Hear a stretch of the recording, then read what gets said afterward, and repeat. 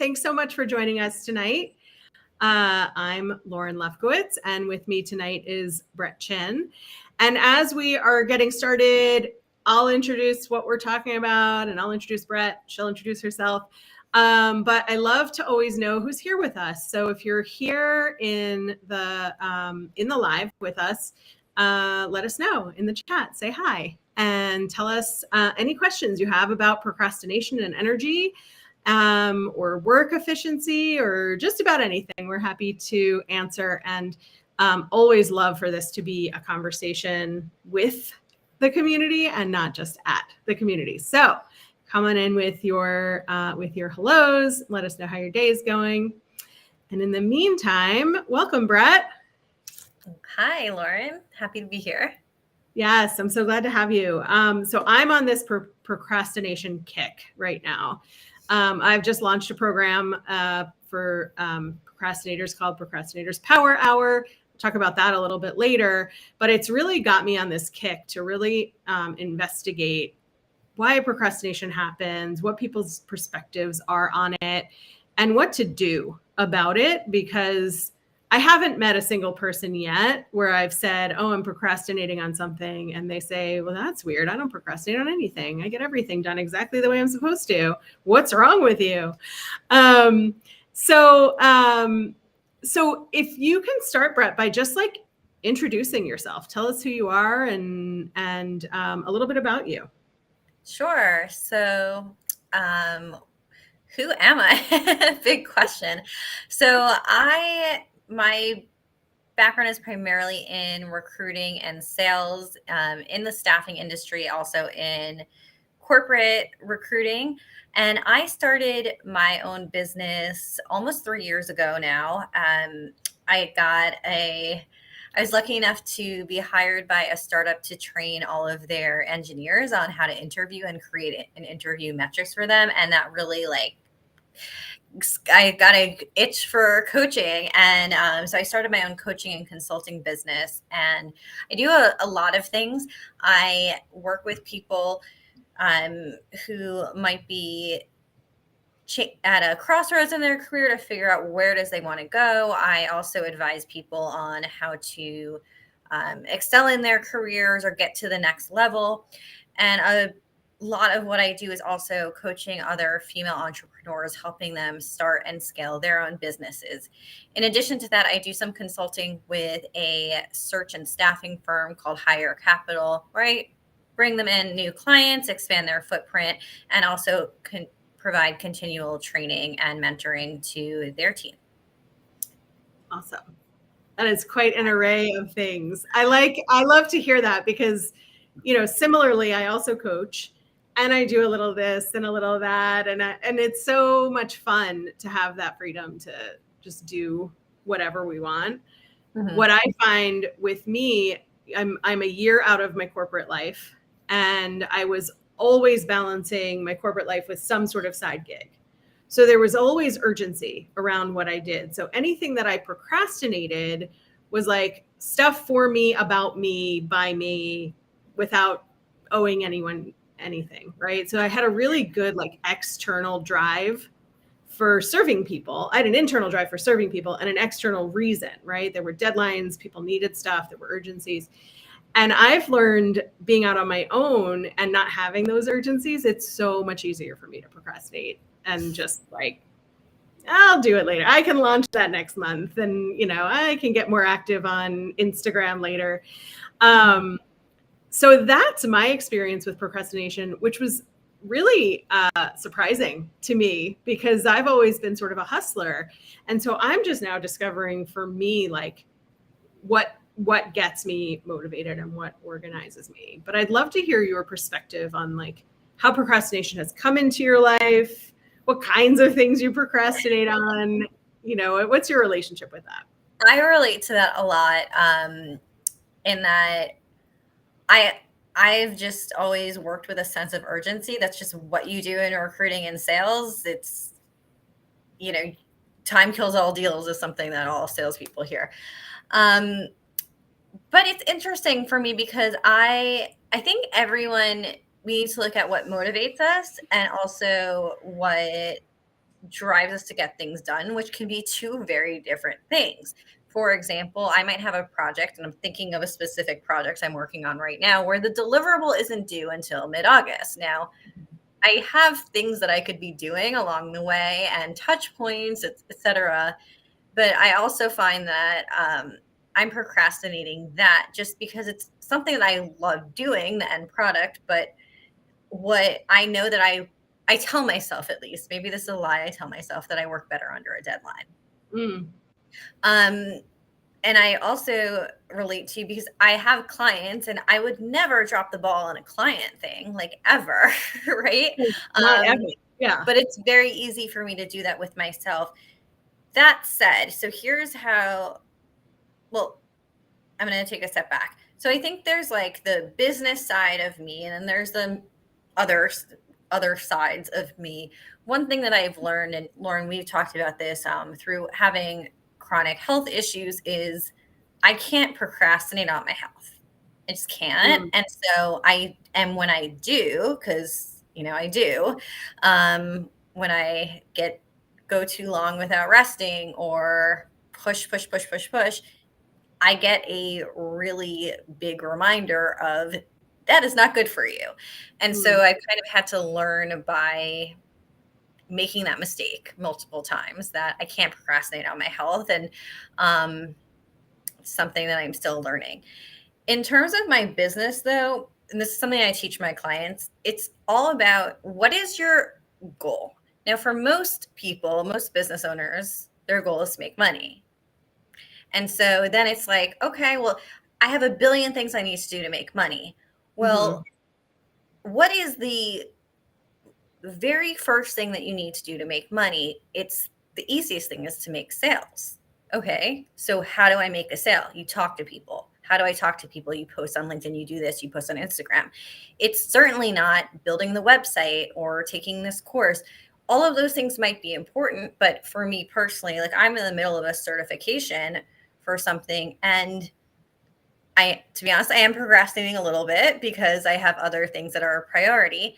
But also, I know that me completing this certification is not going to really move the needle for me if my goal is to make more sales. I have other things that are priorities. So, sorry to keep going for so long, but my question is, when we have all the competing priorities, my question for myself is, what can wait? What can wait? What can I put on the shelf and it can wait? Because if I tackle it now, it's only going to take me off track from what it is I really want to achieve short term. I'm laughing that you were talking about like website and courses and all of that, because yes, I have totally used that. Yeah, that's right. Procrastination, right? Like, I'm going to busy myself. And it's a great procrastination tool because it is stuff that needs to get done. Right? Like, at some point you do need a website. You don't need it first. But I made a website for myself pretty early on because I was like, it's a thing I can do. I don't know how to do it, but I know how to do administrative work. I know how to do back end work. I don't know how to sell. So I'm going to just like be back here and hope people find my website. And work is a great tool for procrastinating other work. Absolutely. Right. And I loved what you said about the issue of chronic health. And you and I both have lived with different chronic health issues for a long time. And I think we've both really experienced our bodies choosing for us when it's time to rest. Right. And so go. And I've learned over the years, and sometimes I still get the reminder from my body, like, I've learned like to choose rest and to choose times. And if I'm choosing a really long day one day, to make sure that my next day starts out really light.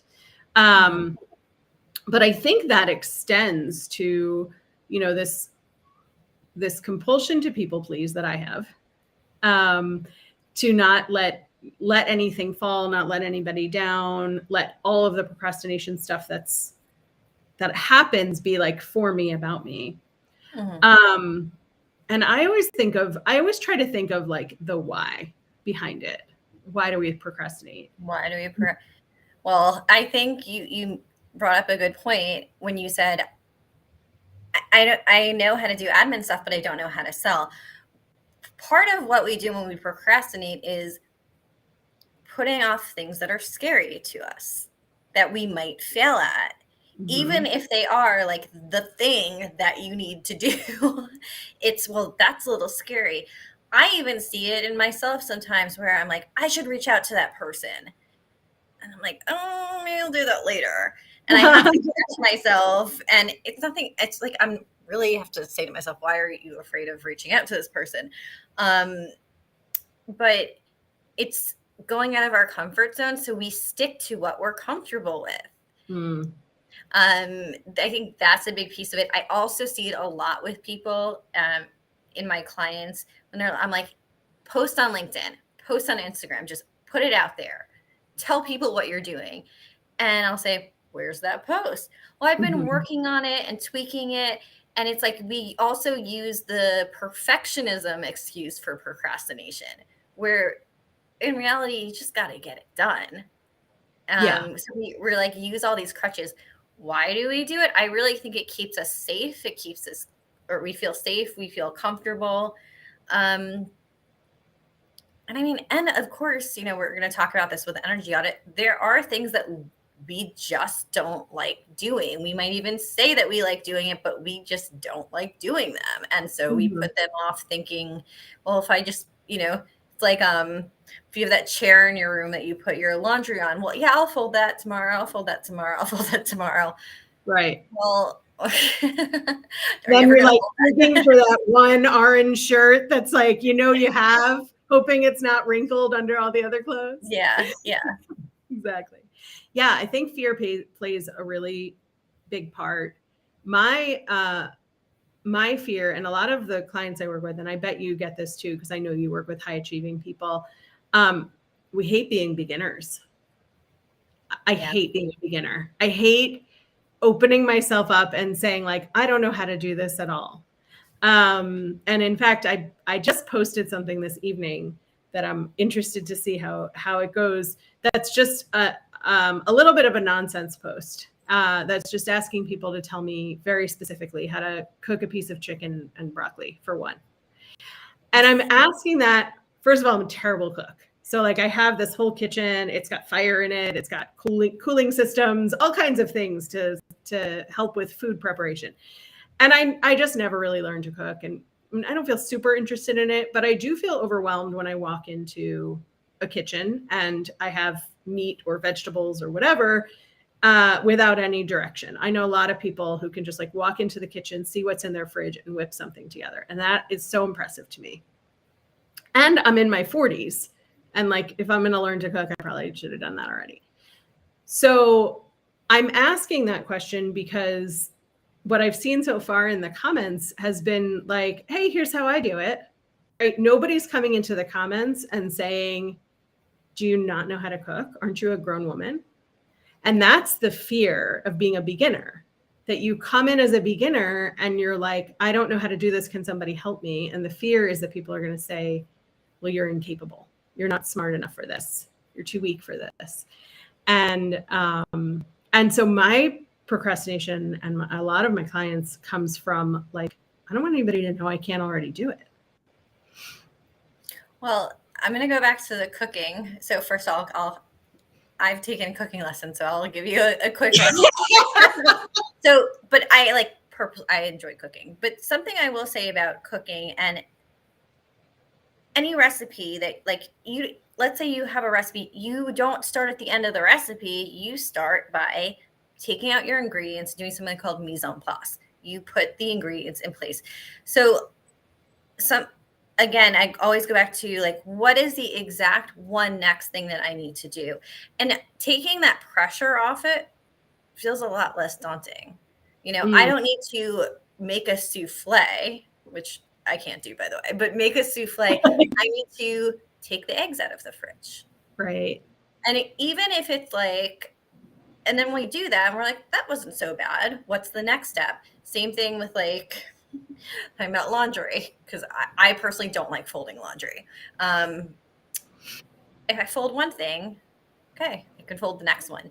And so I think part of it is, to your point, like doing something even small builds confidence, and it builds competence and reminder that like, hey, I can do this small thing. And I'm even thinking of the certification that I put off. I'm putting off. I'm in the middle of it. And every time I go back to it, I'm like, this is great. I love this. This is fun. I like to learn. So yeah, I don't know. Our brains are funny things. They are totally funny animals. I know I have our live pulled up on my iPhone because every once in a while the restream comments don't work.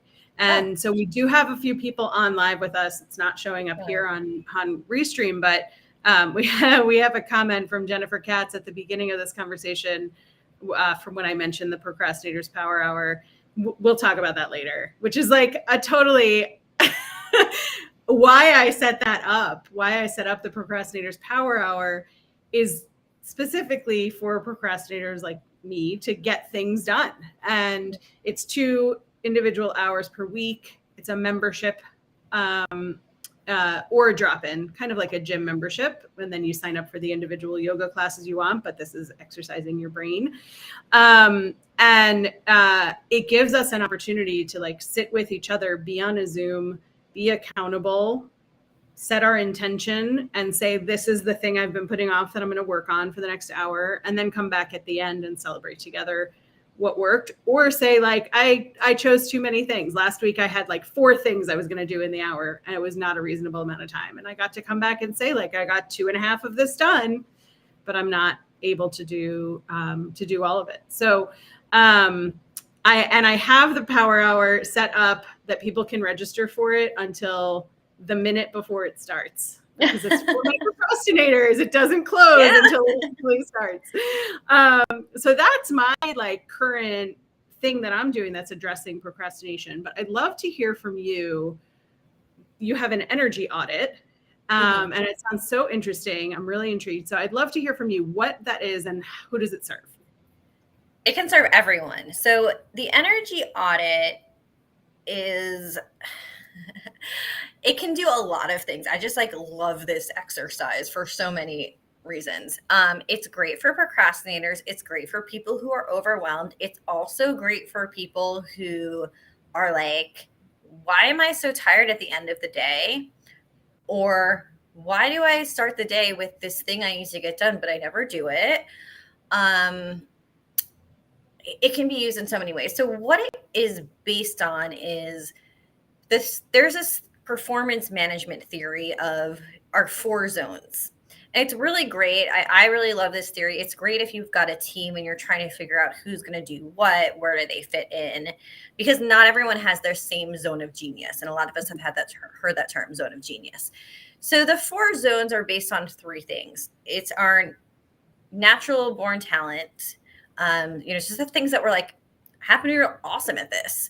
Our education or our knowledge, so what we've learned or experienced.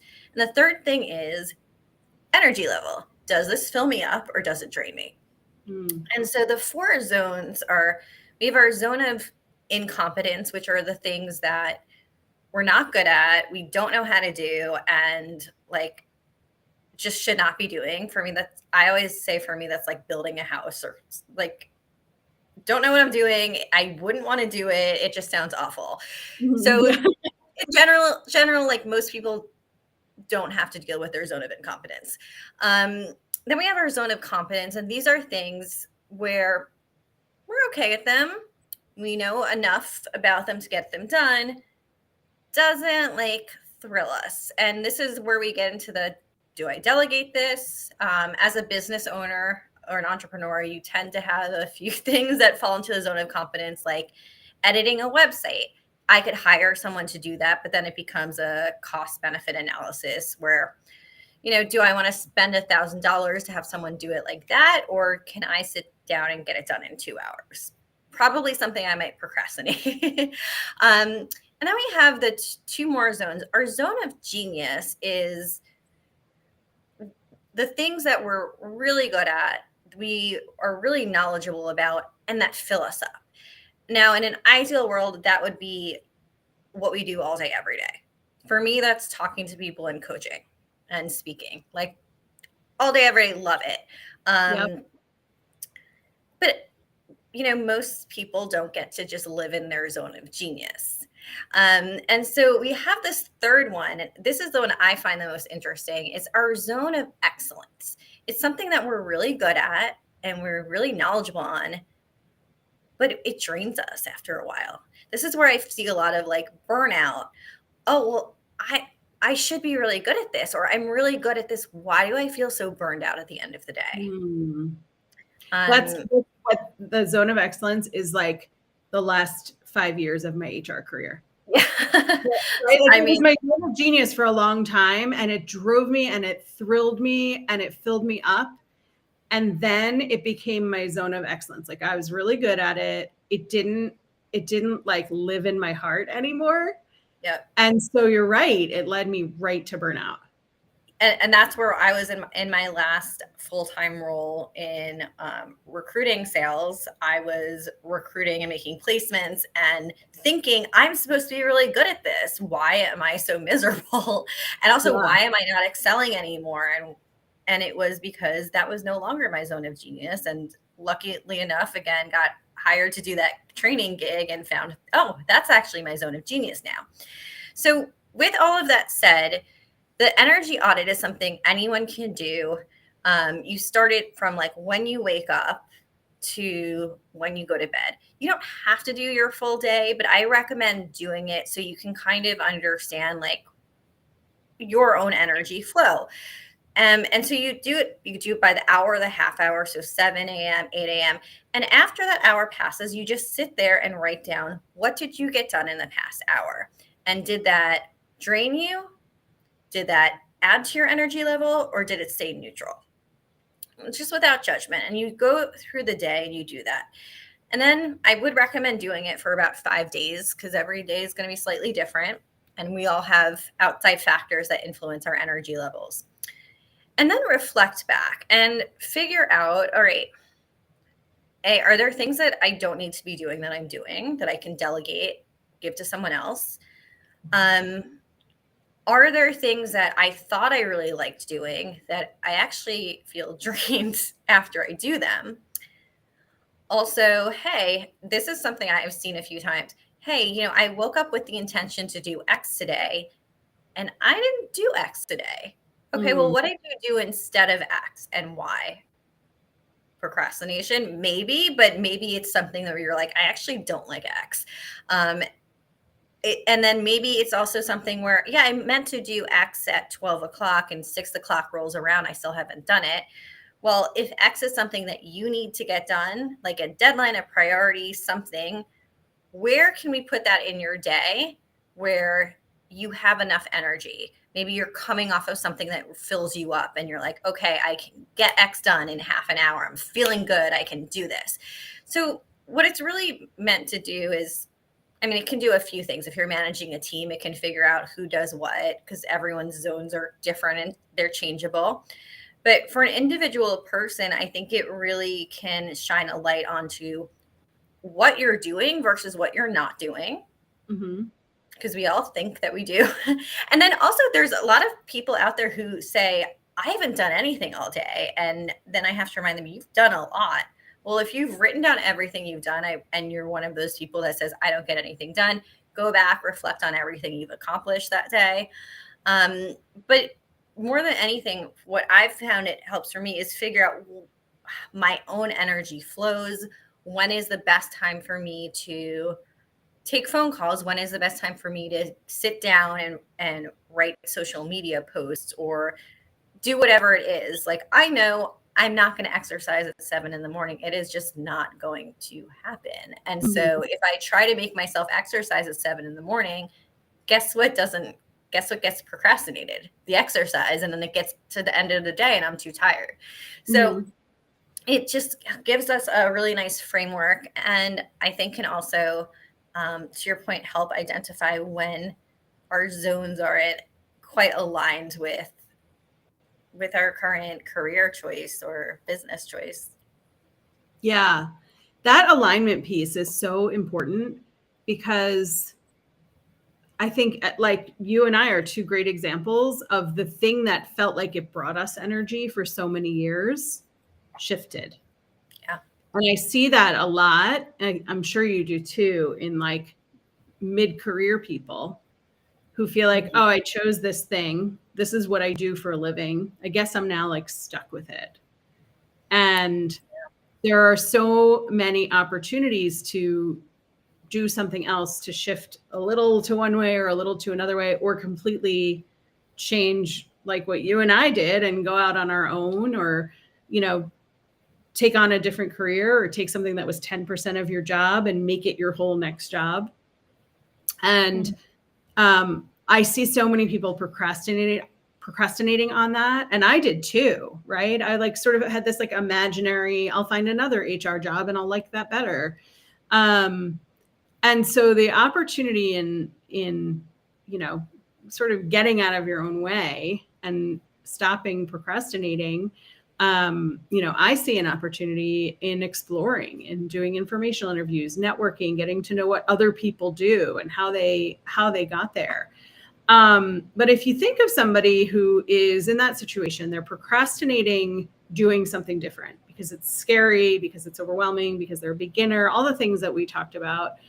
Or they're procrastinating a big change in their personal life. It doesn't have to be business.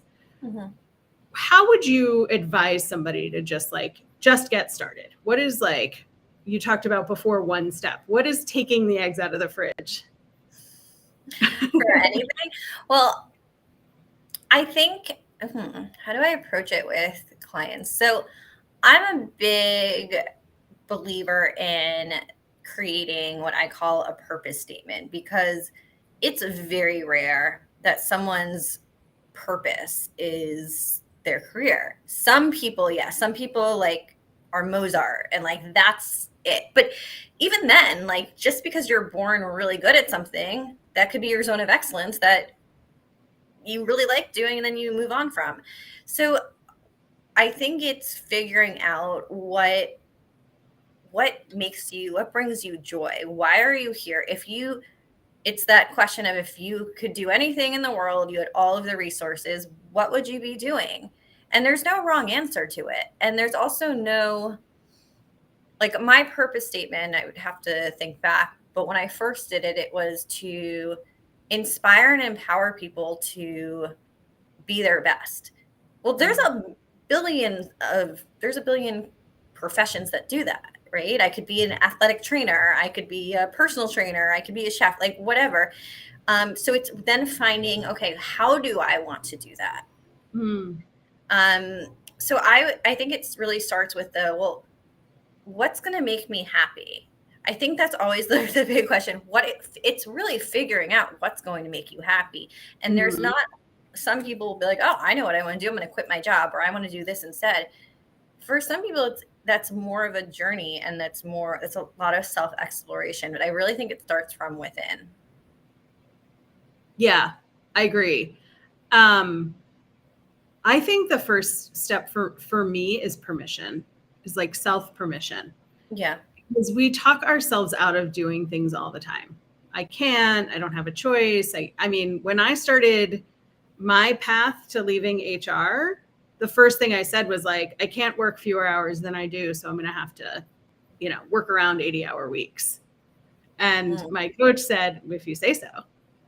And I was like, I'm furious. How could you say that? You don't understand. But she was right. So like my life's purpose is to help people understand that they always have a choice. There are things that happen to us, and then we have a choice. And there are things that we are deciding to do or not do all the time. And I think it's just so powerful to say to yourself, like, I'm allowed to look at something different. I don't have to take any more steps. Right. And high achievers are always like, well, if I'm going to even think about it, I better be willing to do it. And I totally disagree. I think you can have a dream. I think you can have a conversation with a you or a me and figure out, like, what do you want? If there were no restrictions, if everything was possible, what would you want?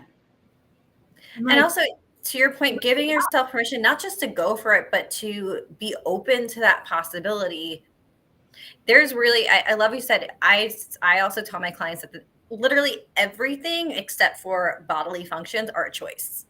Mm-hmm. Every single thing. It's not, I'll try to be there, or you're going to choose, you're going to do the thing or not. Right. And so are you open to the possibility of what you want coming to you, or are you blocking it because you're telling yourself it's not possible? Right. It's true. Yeah.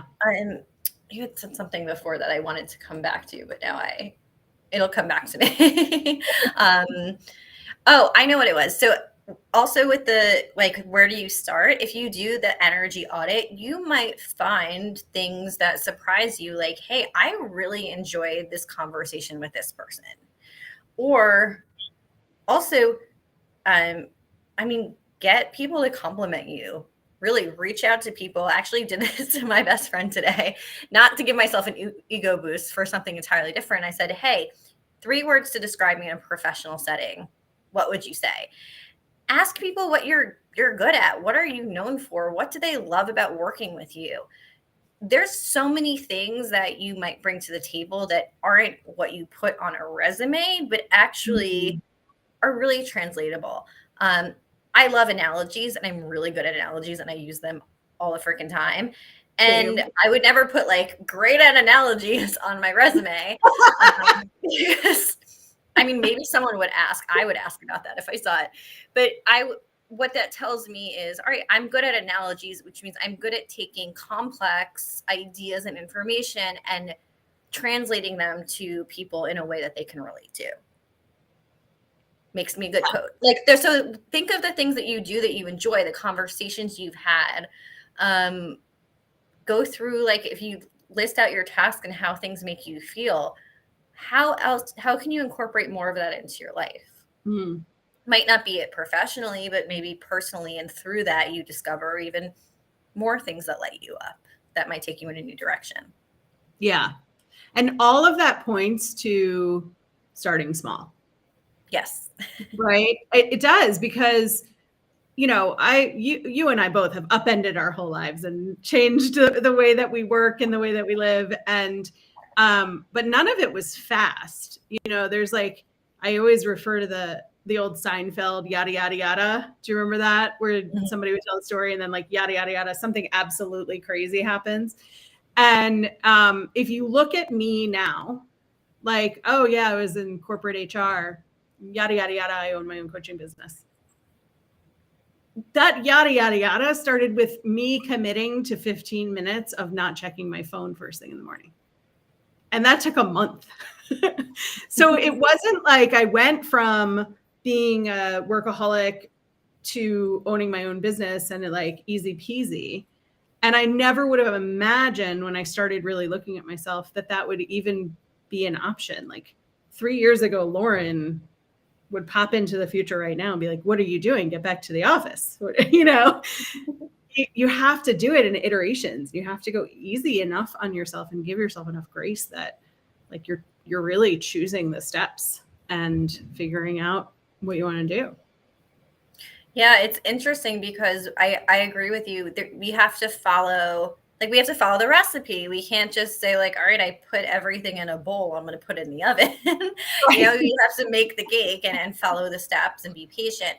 But at the same time, you also, I think that you have to commit to something. You can't kind of dip your toe in, I mean, you can.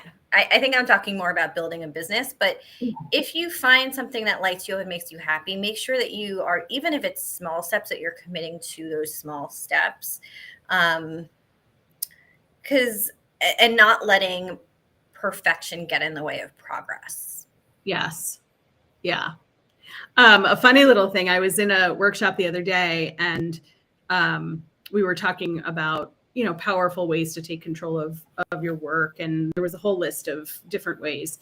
And then we were asked to choose 2 from the list to focus on now, like in the next week. And so I chose done is better than perfect, and recognize and embrace opportunities for growth and discomfort. 2 great ones. as I was, we were supposed to handwrite them on a piece of paper and then hold them up to the screen. And as I was writing the second one, my Z in recognize came out poorly and I had to write it over. And everything inside of me was like, rewrite it. And it was right after the statement, done is better than perfect. So I left it there. And then I felt compelled to say something when I held it up. I was like, sorry about my Z. You know, like anybody cared that my handwriting was off. But it's, you know, if we allow ourselves to dream and to take steps and to not be diving into perfect and only accepting completely done from start to finish exactly the way that we think it should go and the way that we think we should be doing it, there's so much opportunity for growth and joy in growth. Yeah. And the reality is, like, we can only control so much. But the phrase, like, you make plans and God laughs. Well, I'm more like, well, yeah, the universe is going to laugh at you. You got to kind of leave room for things to unfurl. We can't control everything. We can only control what we choose to do and our reactions and our actions. I mean, think about, you mentioned like 3 years ago, if I thought about where I was today, what I was doing, this, even starting my business was off the radar. But the fact that I would be coaching other coaches is like,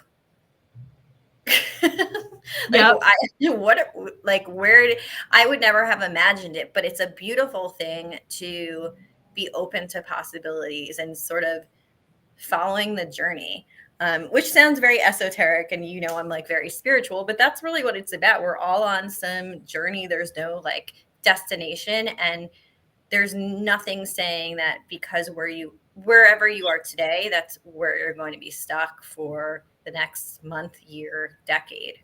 Right. Yeah, so true. Thank you so much for coming here tonight and being with me and talking about this. And I think opening people's brains up to the idea that things can be different, that we have so much opportunity and procrastination doesn't have to be the showstopper for us. Where can people find you? You can find me on LinkedIn. Pretty easy to find there, and I'm very active there. You can email me. It's brett@brettchinn.com, 2 T's, 2 N's. My website is brettchinn.com. Great. And if on Instagram, I'm at Brett Chinn Coaching, but I think that's quite a few ways that you could find me if you wanted to. Awesome. Thank you so much again. And if you're watching this on the replay, go ahead and leave comments if you have questions, and we'll pay attention and see if we can help you. And feel free to reach out to either one of us on LinkedIn or any other way you know how to. Have a great night, everyone.